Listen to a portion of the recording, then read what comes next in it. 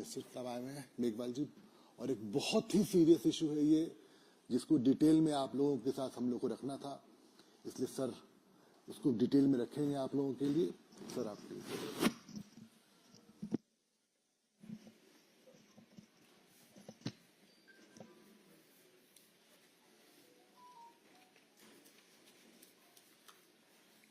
सभी को नमस्कार। देखिए, आज का विषय कर्नाटका में जो संविधान की दुहाई देकर के सत्ता में भी आए और इस बार के लोकसभा के चुनाव में भी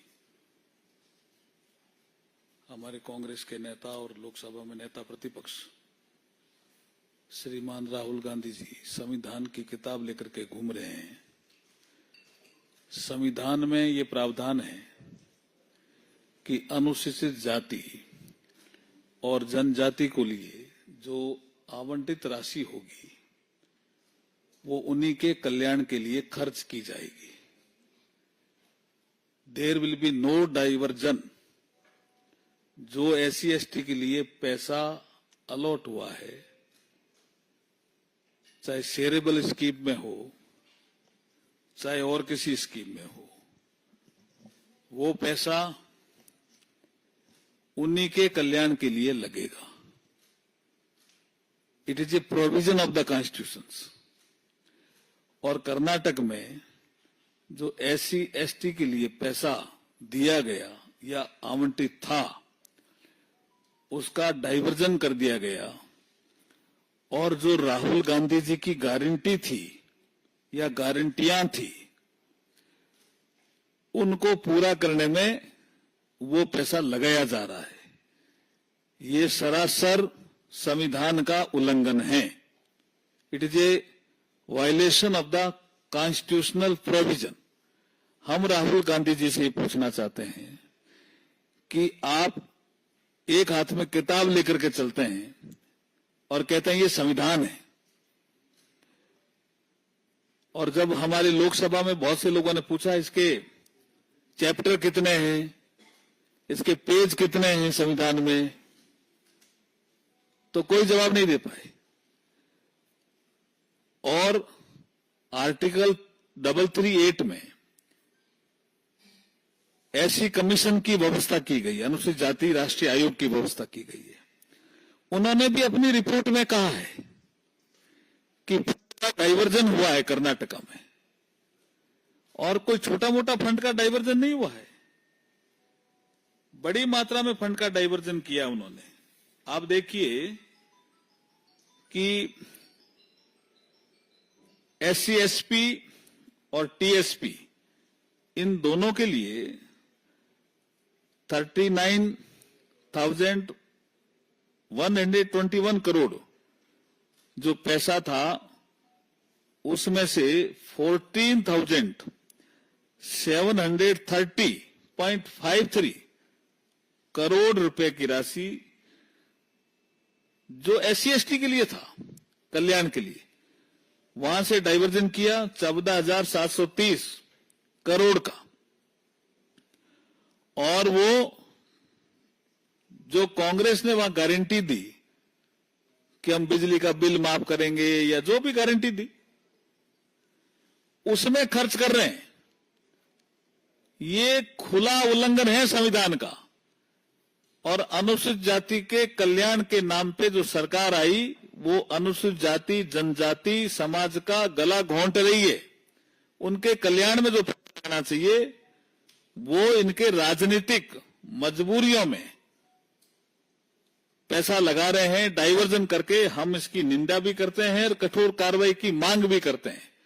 और श्री राहुल गांधी से हम पूछना चाहते हैं कि संविधान की जो पुस्तक है वो पवित्र पुस्तक है,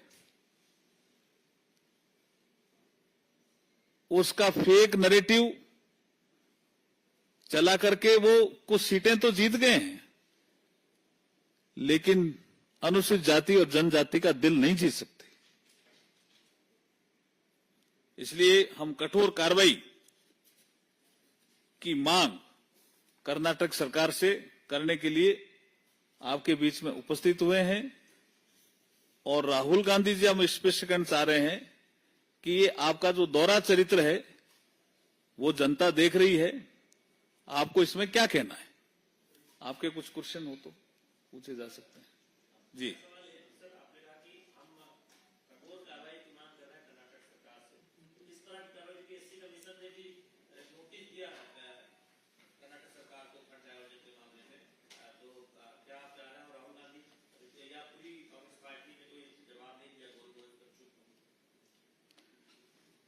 देखिए, जब वित्तीय अनियमितताएं होती है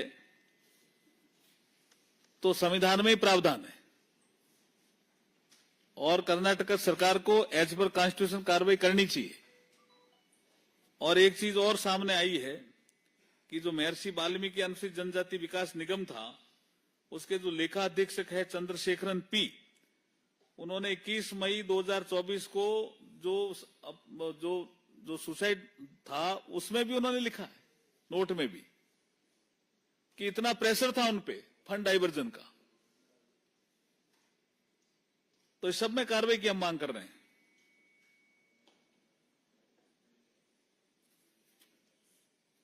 एनी क्वेश्चन?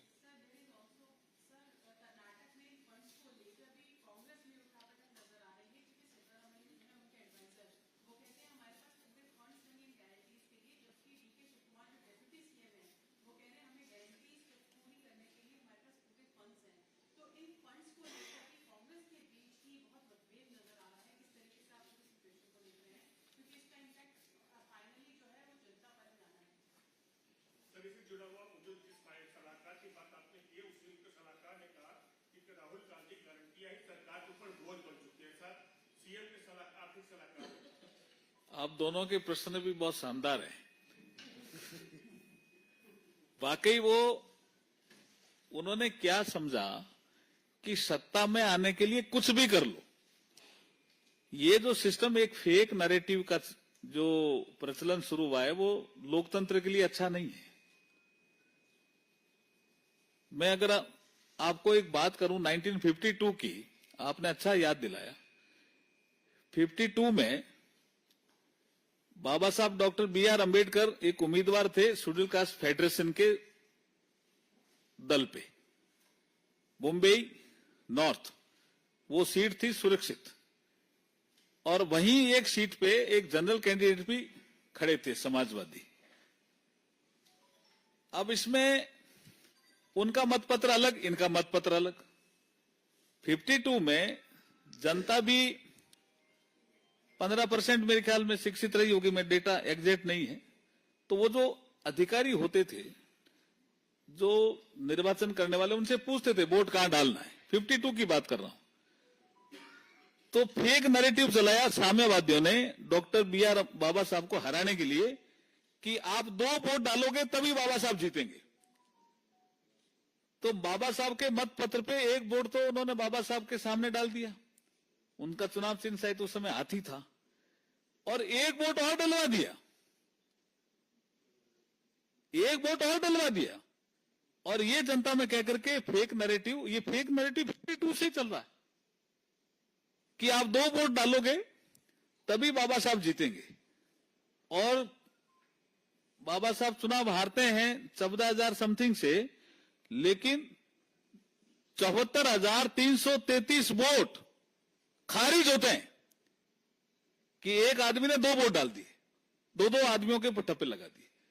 तो ये फेक नैरेटिव जो आप कह रहे हो, ये इन्होंने चला करके ये हमारी गारंटी, हम पूरा करेंगे।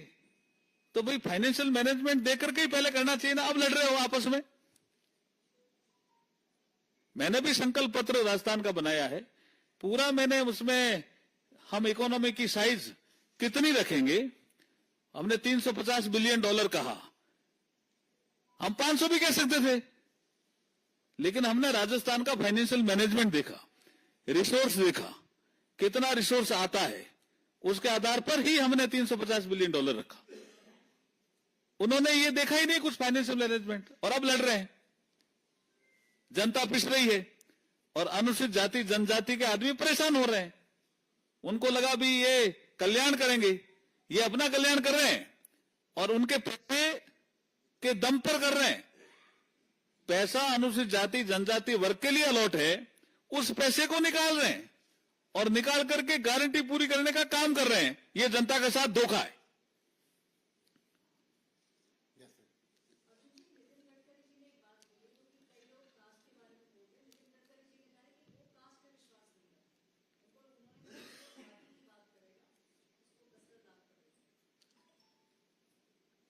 नहीं, क्या काम, मुझे जानकारी नहीं, क्या बोले ये? अभी sir is not aware of it, so next question. आप देश के कानून मंत्री भी है, आजकल बहुत ज्यादा चर्चा में मुद्दा चल रहा है। विश्व हिंदू परिषद ने मांग की है कि समान नागरिक संहिता सभी को लागू करनी चाहिए और साथ ही साथ एक समान जनसंख्या नीति जिसमें सिर्फ 2 बच्चों का कानून हो और वो सभी धर्मों के लोगों पर लागू। इस पे आपकी क्या है? पाठक जी, आप तो बहुत पुराने आदमी हो। कॉन्स्टिट्यूंट असेंबली की डिबेट देखो, उस समय ही आप बाबा साहब बी आर अम्बेडकर साहब को याद कर लो ना। यहां उन्होंने कहा प्रॉपर्टी एक्ट लागू नहीं है क्या, सीआरपीसी लागू नहीं है क्या? उस समय भी डिबेट थी। यह विषय अभी लॉ कमीशन ऑफ इंडिया के पास है और राज्यों ने इसमें तेजी से काम करना शुरू किया है। गोवा में पहले ही से यूसीसी है, उत्तराखंड ने लागू कर दिया है, राज्य भी इस दिशा में तेजी से कदम उठा रहे हैं और लॉ कमीशन ऑफ इंडिया की रिपोर्ट के बाद आपको बताएंगे बैठ करके। नेक्स्ट जस्ट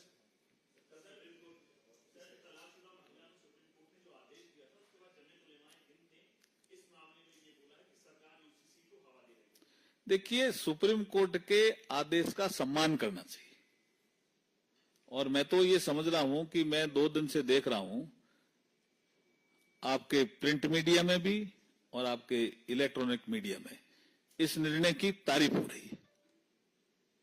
ये जो पैसा है, जिस पैसे की आप बात कर रहे हैं, इसमें सेंट्रल गवर्नमेंट का क्या हिस्सा है? मतलब कितना हिस्सा जो अनुदान में जाता होगा? सेंट्रल गवर्नमेंट का पैसा है, तभी तो ऐसी कमीशन ने पॉइंट आउट किया है। हमारा पैसा भी वो डाइवर्ट कर रहे हैं। हम कह रहे हैं कि भाई ये अनुसूचित जाति जनजाति कल्याण के लिए है, उसमें लगाइए। वो कह रहे, वो उनकी प्रेशर आ गया जो अभी प्रज्ञा जी कह रहे थे, फाइनेंशियल मैनेजमेंट कहां से करे, तो यहां से करना है क्या? ये दुरुपयोग है, it's a misuse of power. Thank you ji, बहुत बहुत धन्यवाद।